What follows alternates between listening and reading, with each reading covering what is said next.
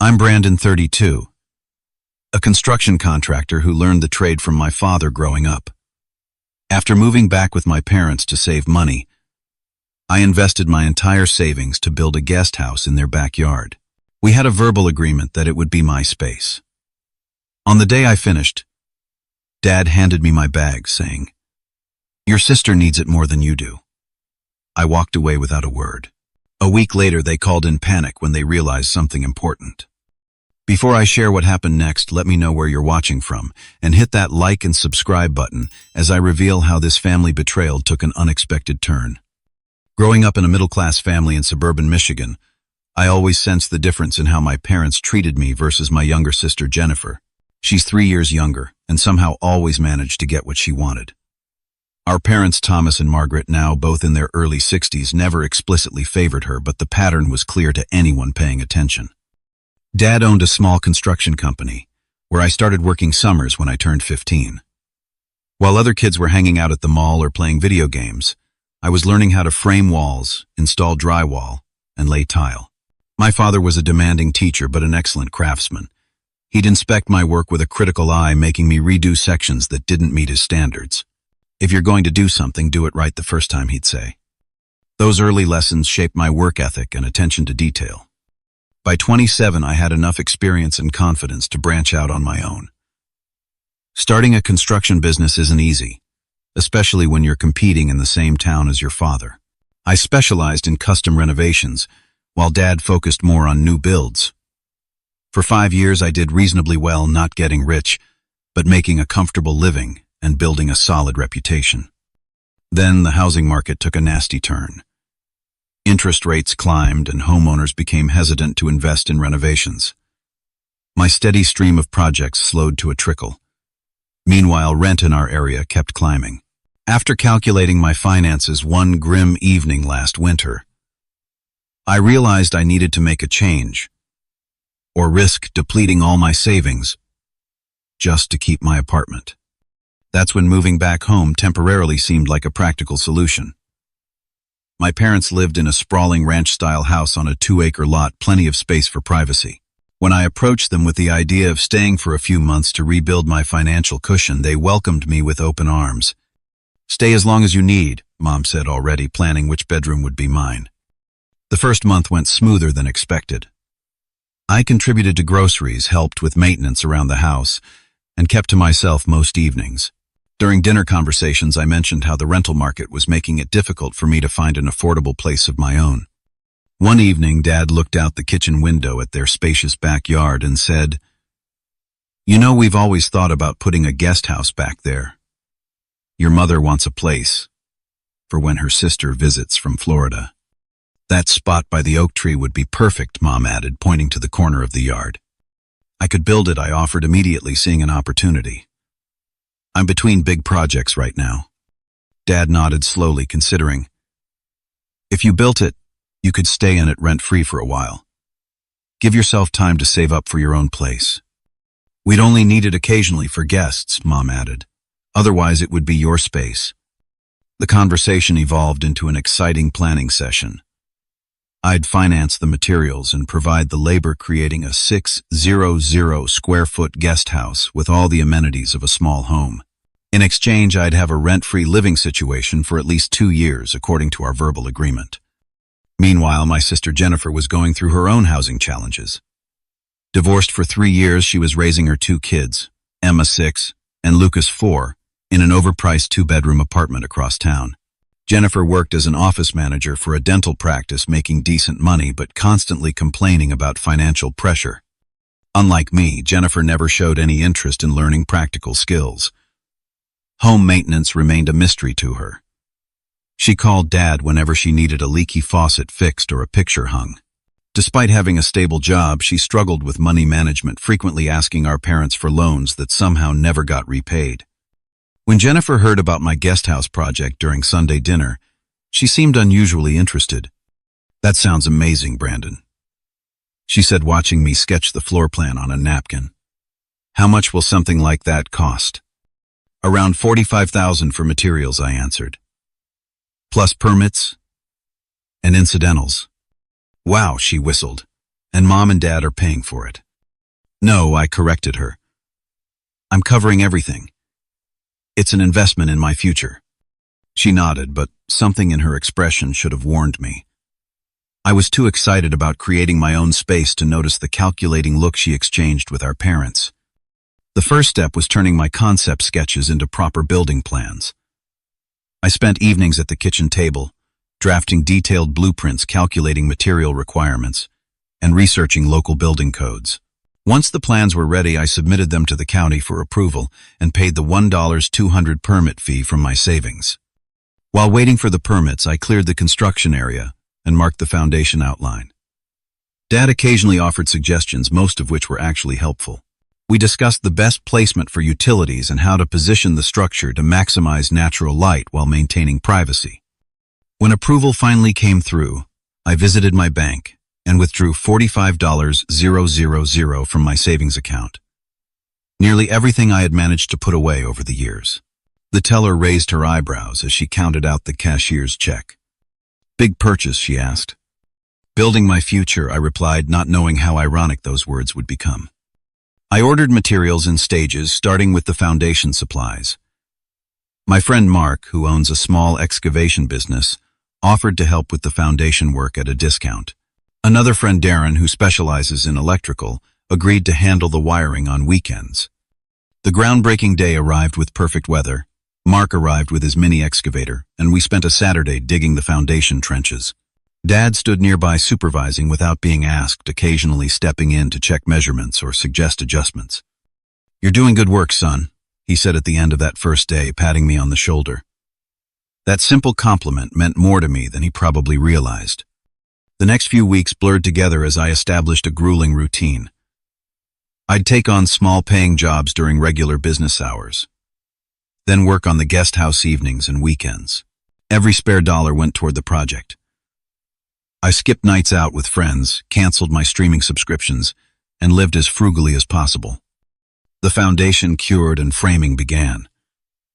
I chose premium materials throughout, knowing this would be my home for the foreseeable future. The structure took shape, a spacious studio layout with a separate bedroom, full bathroom, and an open concept kitchen and living area. I included a covered porch facing away from the main house for privacy. Mom would bring out sandwiches and cold drinks, admiring the progress. "This is going to be so lovely," she'd say. "I'm proud of what you're building here." Jennifer visited the construction site regularly, bringing her kids who enjoyed climbing on the lumber stacks until I shooed them away for safety reasons. She walked through the framed rooms asking questions about the layout and features. "This kitchen is bigger than mine," she commented once, running her hand along the countertop outline. "I love to cook," I explained. "Needed enough counter space. And this bedroom would be perfect for the kids," she added. I laughed. "Well, they're welcome to visit, but this is going to be my bachelor pad." She smiled without responding. As weeks turned into months, unexpected challenges arose. A 2-week rain delay pushed back the roofing schedule. The plumbing inspector found an issue that required reworking some of the bathroom pipes. The special order windows arrived with the wrong dimensions and had to be returned. Each setback cost additional time and money. The 3-month timeline stretched to 4, then 5. My savings dwindled faster than anticipated as I declined larger-paying jobs to focus on completing my new home.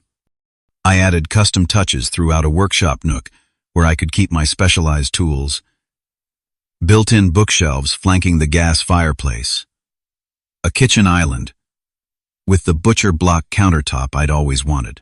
The bathroom featured a tiled shower with a rainfall shower head and a recessed medicine cabinet I built by hand. By month 5, I could see the finish line. The drywall was up and painted in the warm neutral tones I'd selected.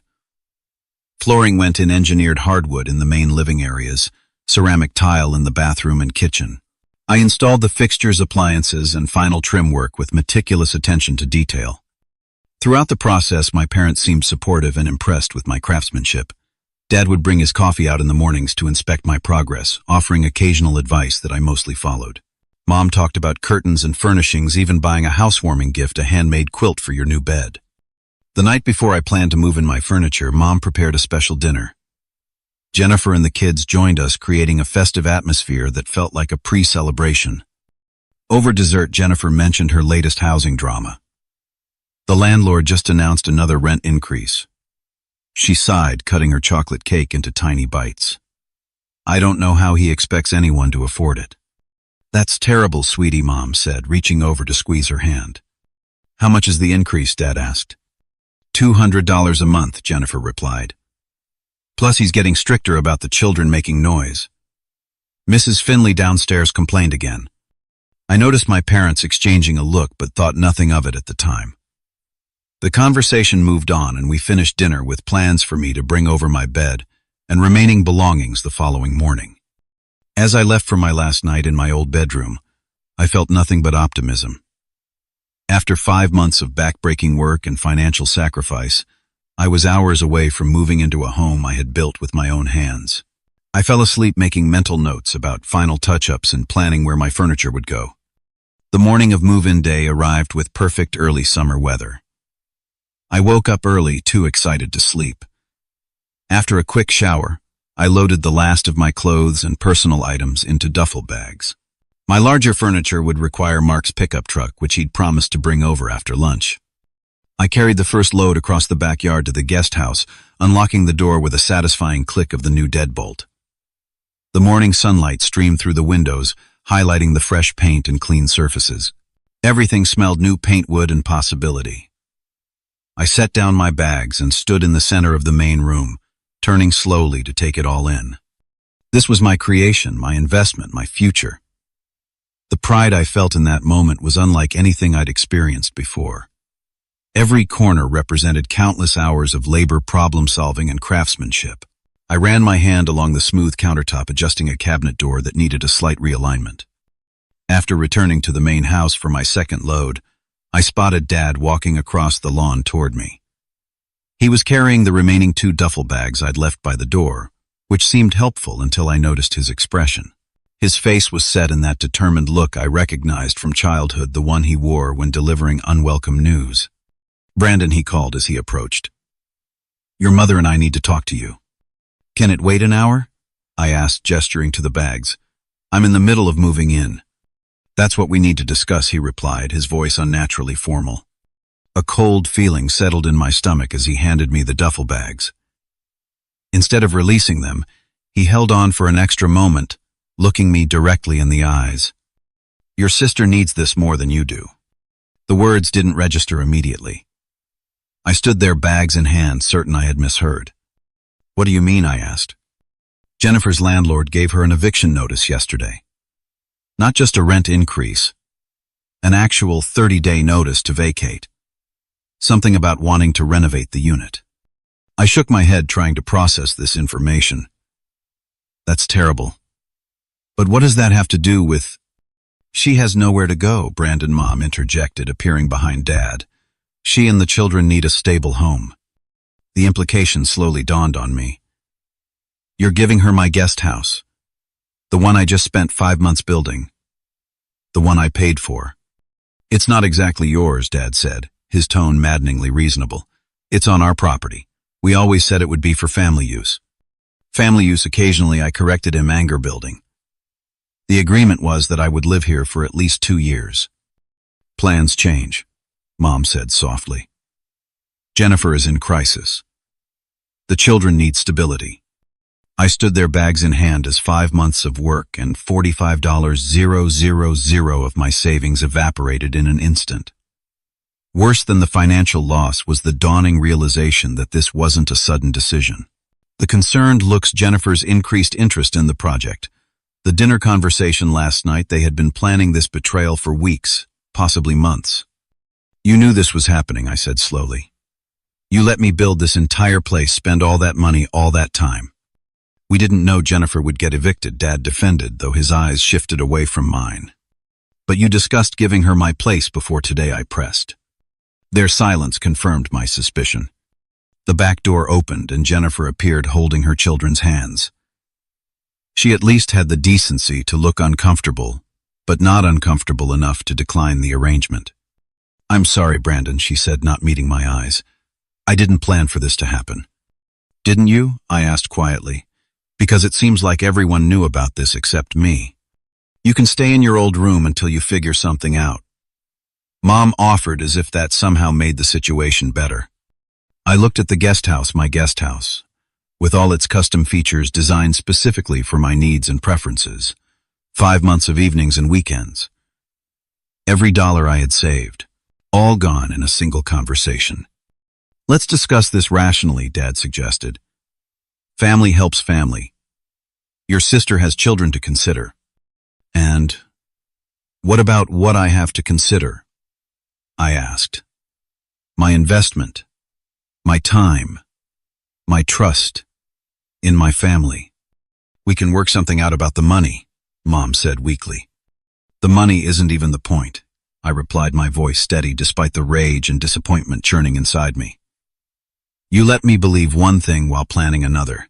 You watched me pour everything into this project, knowing you were going to take it away. Jennifer finally spoke up. Brandon, I really need this. The kids. Don't I cut her off? Don't use your children to justify this. I stood there for a long moment, looking at the 3 adults who had conspired behind my back. The complete lack of consideration for my sacrifice left me speechless. I could have argued further, pointed out the unfairness demanded compensation, but in that moment I understood something fundamental about my family dynamic that I had been denying for years.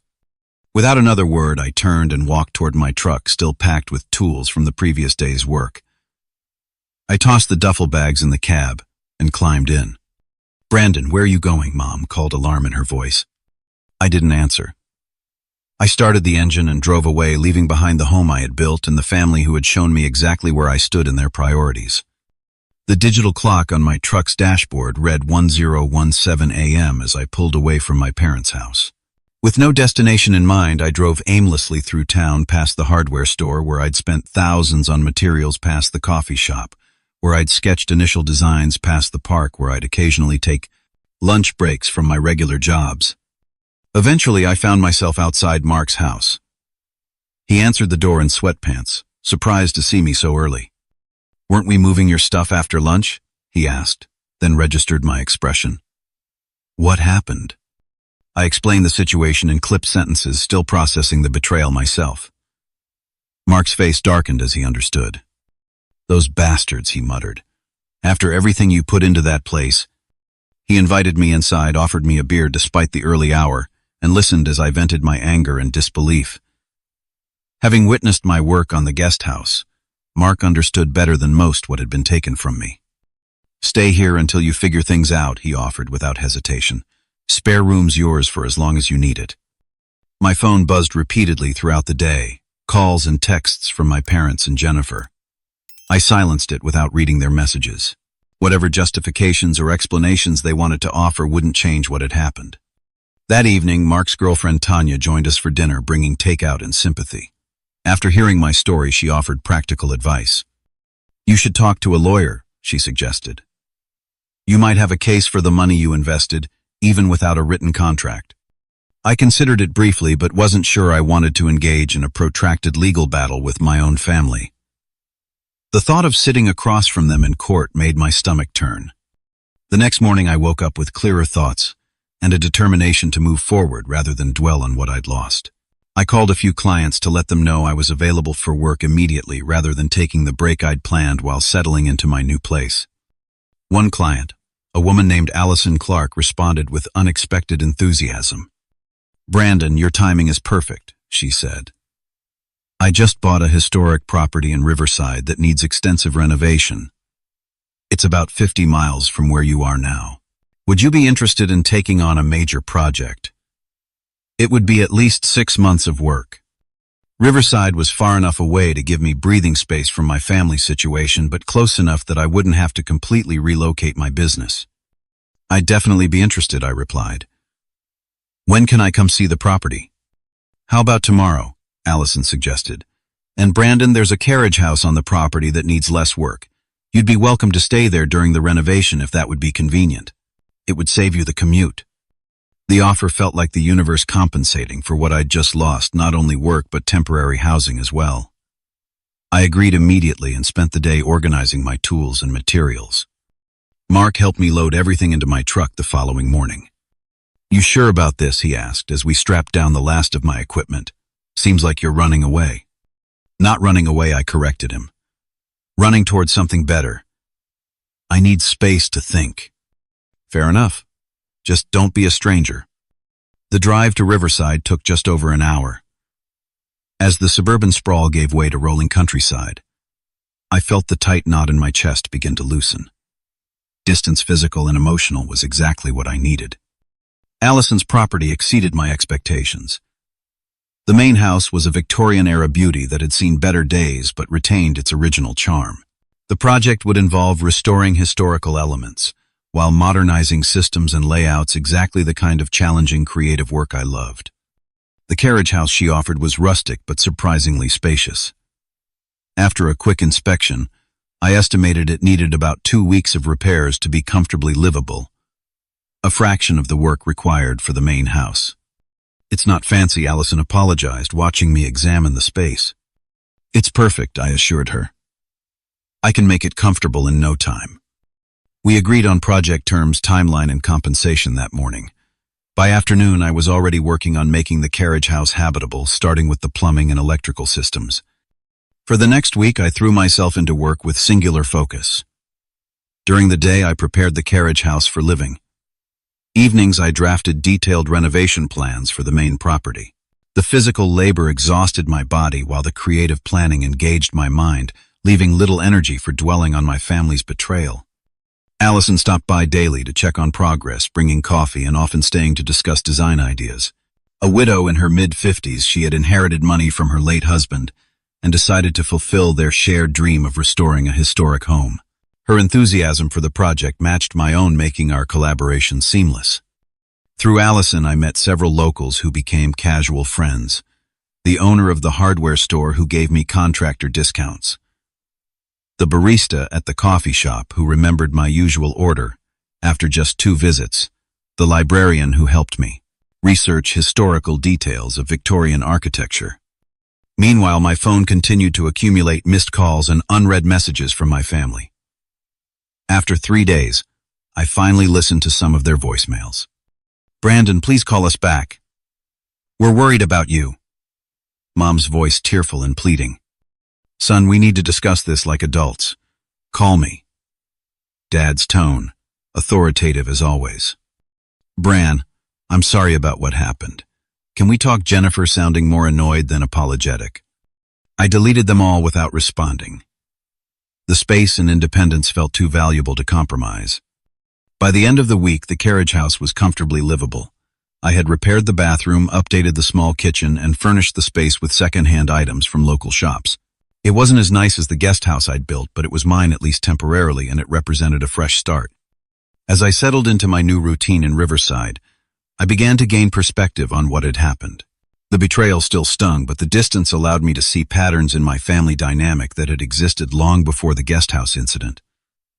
My sister had always been prioritized. My contributions had always been taken for granted. I had always been expected to accommodate others' needs above my own. For the first time in my adult life, I was creating boundaries that prioritized my well-being. The realization was both empowering and sad. Empowering to reclaim my agency. Sad to recognize how long I'd allowed myself to be undervalued.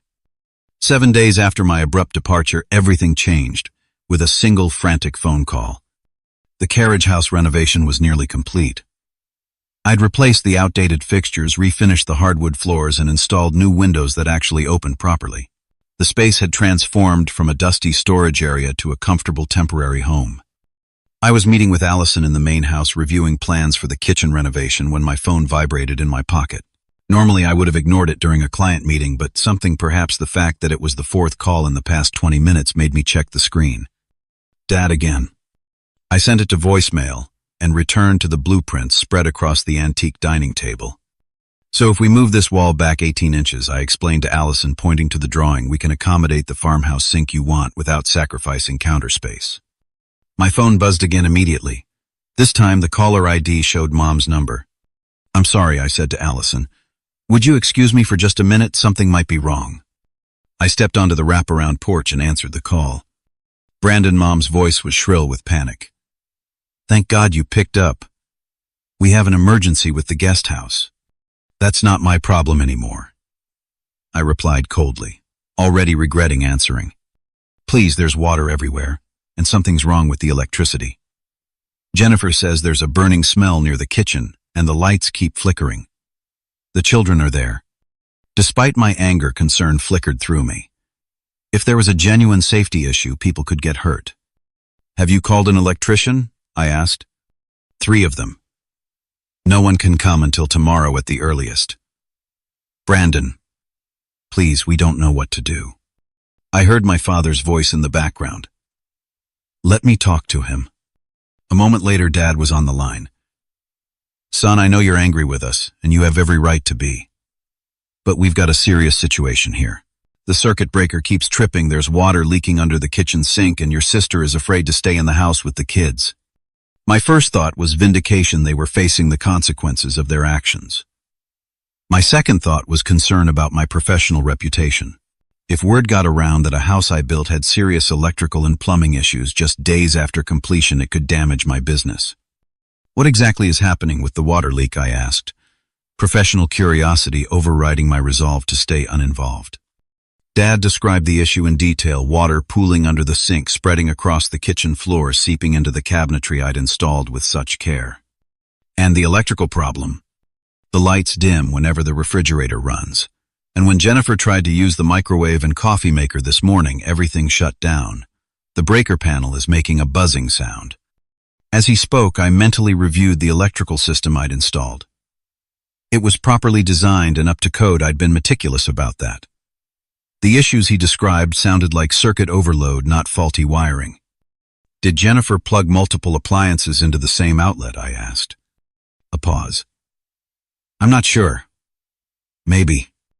That explained at least part of the problem. I'd designed the electrical system for my own use, with dedicated circuits for my workshop tools. I hadn't anticipated someone running multiple high-draw kitchen appliances simultaneously. What about the leak? Did something hit the plumbing under the sink? I don't know, Brandon. We're not plumbers. That's why we're calling you.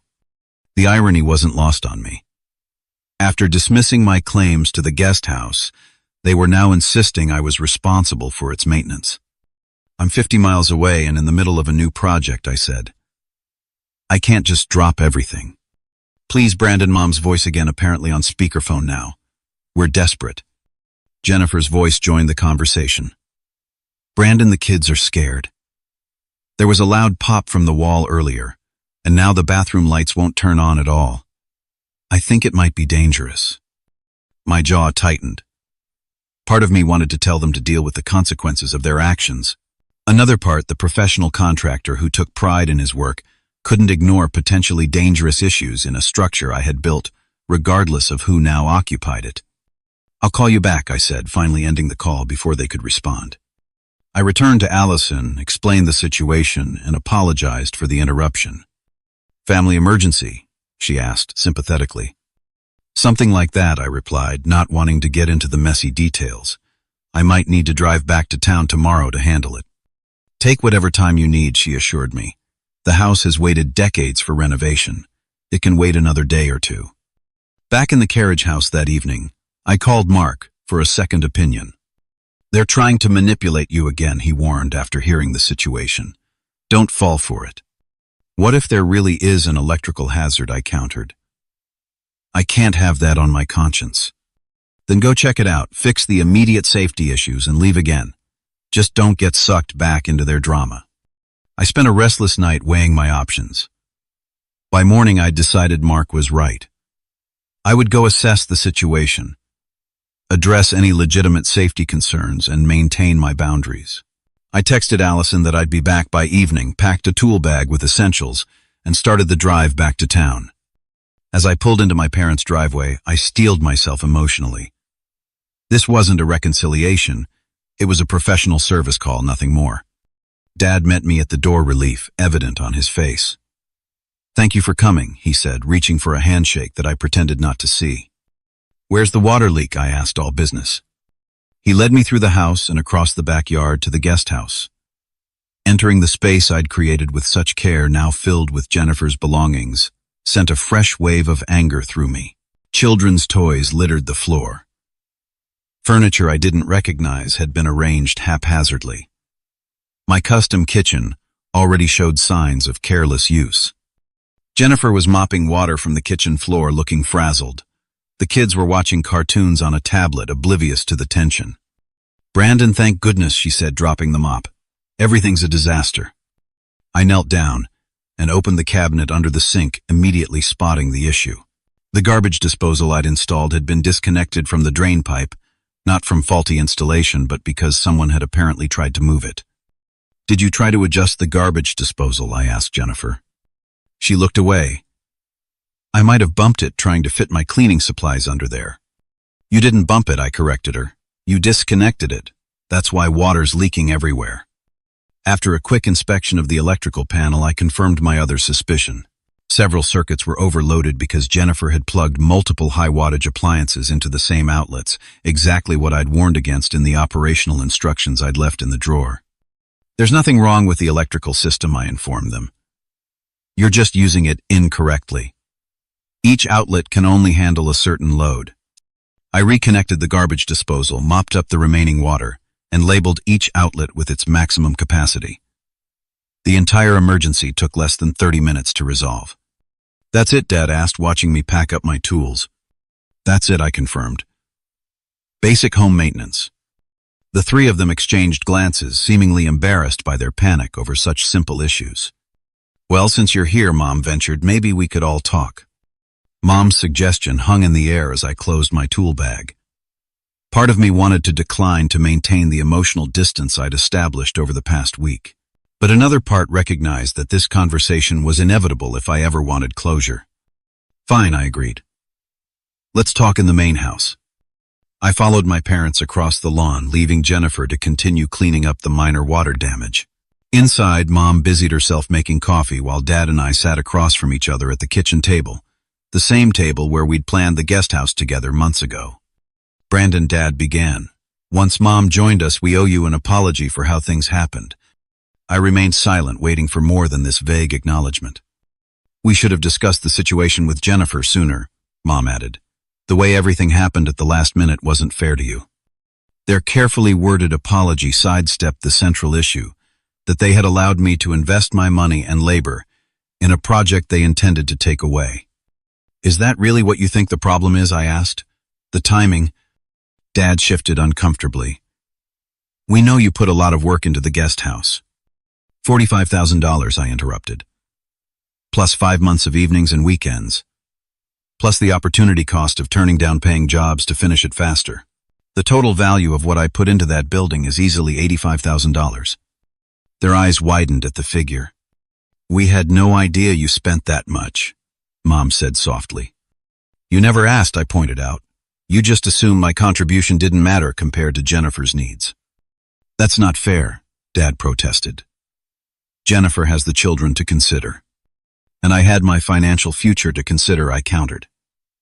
"A future I discussed with you both before starting this project. A future you encouraged me to invest in, knowing you planned to give the results to Jennifer." The back door opened before they could respond. Jennifer entered the children, trailing behind her. "The leak seems to be fixed completely," she announced, then registered the tension in the room. "Am I interrupting?" "Actually, your timing is perfect," I said. "We're discussing the guest house situation." Jennifer glanced at our parents, then back to me.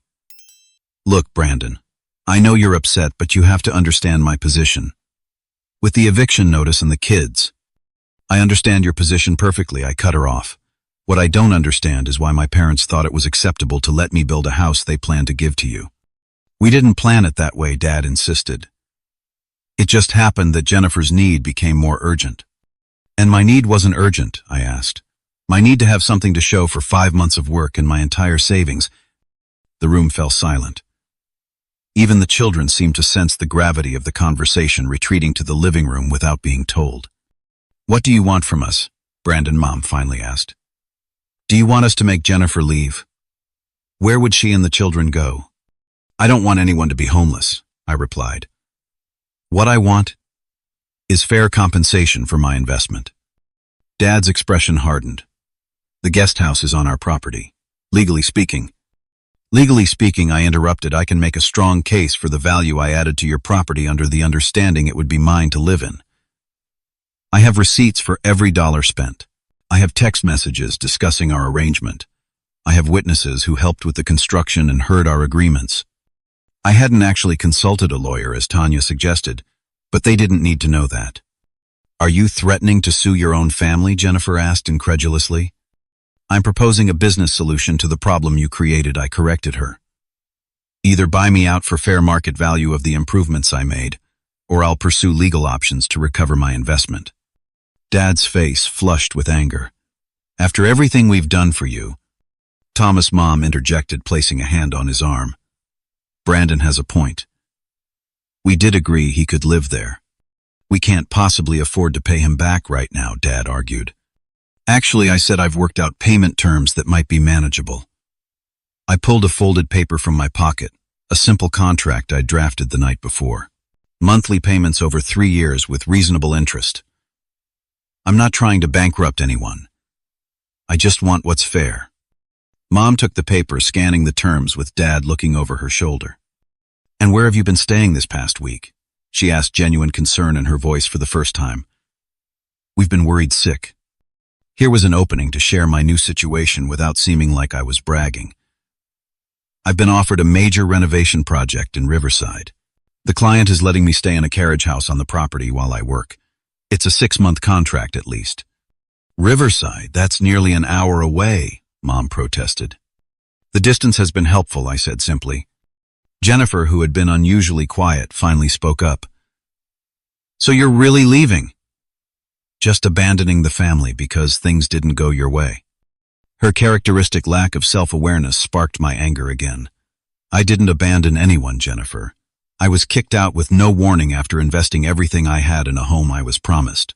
And now I'm rebuilding my life despite that setback. But we need you here, she insisted. Who's going to help with maintenance and repairs? The entitled tone in her voice confirmed everything about her character that I'd been unwilling to acknowledge for years. You could learn basic home maintenance yourself, I suggested, or budget for professional services like everyone else does. Dad cleared his throat, still reviewing the payment agreement. These terms are actually reasonable, he admitted reluctantly. We could make this work with some adjustments to our budget. And perhaps Jennifer could contribute part of the monthly payment, Mom added, giving my sister a meaningful look, since she's benefiting from Brandon's work. Jennifer started to protest, but stopped herself, perhaps finally recognizing the magnitude of what had been taken from me. Fine, she agreed. I can contribute something each month. There's one more condition, I added. I need this formalized with proper legal documentation. No more verbal agreements in this family. Dad bristled at the implication, but nodded. That's fair. We spent the next hour negotiating specifics, payment amounts, due dates, late penalties. The conversation was tense but productive, shifting gradually from emotional family drama to practical business arrangements. By the time we finished, we had a framework that everyone could live with. I'd recover my financial investment over time, while Jennifer would have the stable housing she needed for her children. So, will you be coming around for Sunday dinners again? Mom asked hopefully as we concluded. Not for a while, I answered honestly. I need some time and space. This situation has shown me some hard truths about our family dynamic that I'm still processing. Dad frowned but didn't argue. The door is always open when you're ready, he said. As I prepared to leave, Jennifer approached me awkwardly. I really am sorry about how this happened, she said. I should have talked to you directly instead of going through Mom and Dad. It wasn't a complete acknowledgement of her role in the situation, but it was more self-awareness than she typically showed. Take good care of the place, I told her. I built it to last. Driving back to Riverside that evening, I felt a weight lift from my shoulders. The confrontation had been difficult but necessary. I hadn't recovered my guest house, but I had established boundaries, secured financial compensation, and most importantly, broken free from a family pattern that had undermined my self-worth for years. The carriage house lights were visible as I approached Allison's property. It wasn't the home I had planned for myself, but somehow it already felt more like mine than the guest house ever had. 6 months passed more quickly than I expected. Riverside transformed from a temporary refuge into a place that genuinely felt like home. The main house renovation for Allison progressed smoothly, with each completed room showcasing my best work. The positive feedback from Allison and her friends led to additional projects in the area, smaller jobs I could handle on weekends and evenings. My temporary housing in the carriage house evolved too. With Allison's permission, I made improvements beyond the basic repairs, building custom shelving, refinishing the original wood floors, installing proper kitchen cabinets to replace the makeshift storage. Each upgrade represented healing in its own way, proof that I could create something beautiful for myself after the guest house debacle. True to our agreement, my parents deposited money into my account on the first of each month. Jennifer contributed her portion most months, though occasionally it arrived late with apologetic texts about unexpected expenses. The consistent payments validated my decision to stand up for myself, turning a painful betrayal into at least a partial victory. My relationship with my family slowly shifted into something different, not as close as before, but perhaps more honest. Sunday dinners remained off the table, but I called my parents bi-weekly for brief, cordial conversations. The superficial pleasantries gradually gave way to more genuine exchanges as the raw emotions faded. In October, I received an unexpected call from Dad. Unlike our usual scheduled check-ins, this midweek contact surprised me. "Brandon, your mother and I have been thinking," he began without preamble. "We'd like your professional opinion on something." "What's that?" I asked cautiously. "We're considering selling the house and downsizing. Property values in the neighborhood have increased significantly, partly because of the quality guest house on the property." I couldn't help but smile at the irony. "And you want me to tell you how much value I added?" "Actually, we wanted to know if you'd help us find the right realtor and maybe advise on minor repairs that would maximize the selling price." The request represented a shift in our dynamic, my father asking for my expertise rather than assuming he knew better. It felt like progress. "I can do that," I agreed. "I know a couple of good realtors in the area." "And there's something else," he continued. "If we sell, we'd split any profit attributable to the guest house with you above and beyond the repayment plan we already established." The offer stunned me into momentary silence. It wasn't just financial compensation. It was acknowledgement of my contribution and an attempt at making amends.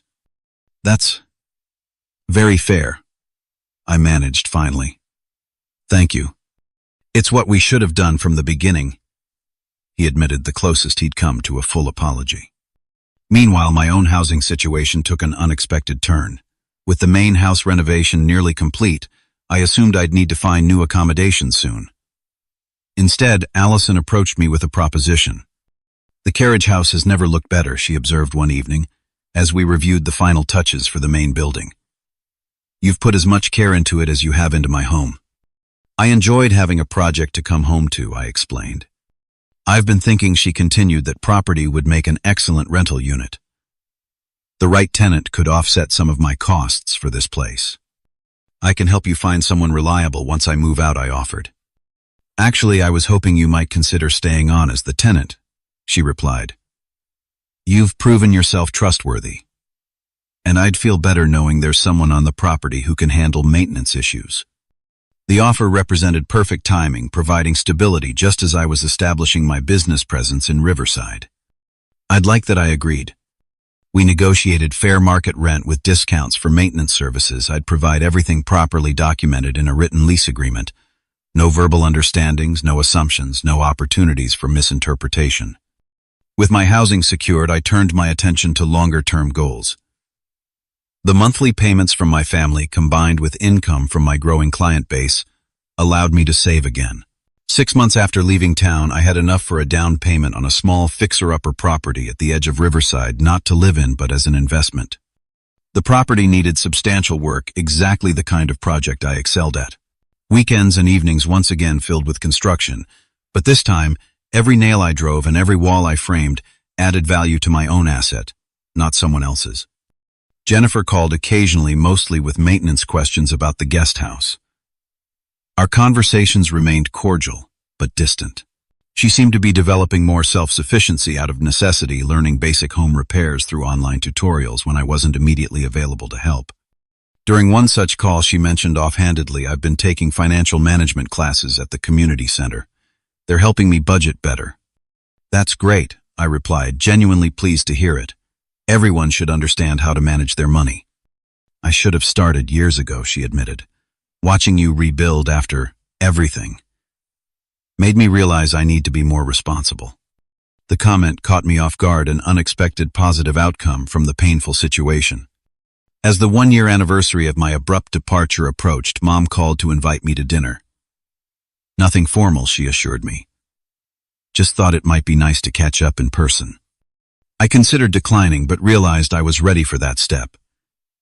"I'll be there," I agreed. "But I can only stay for a couple of hours. I have an early meeting the next day." The dinner proved less awkward than anticipated.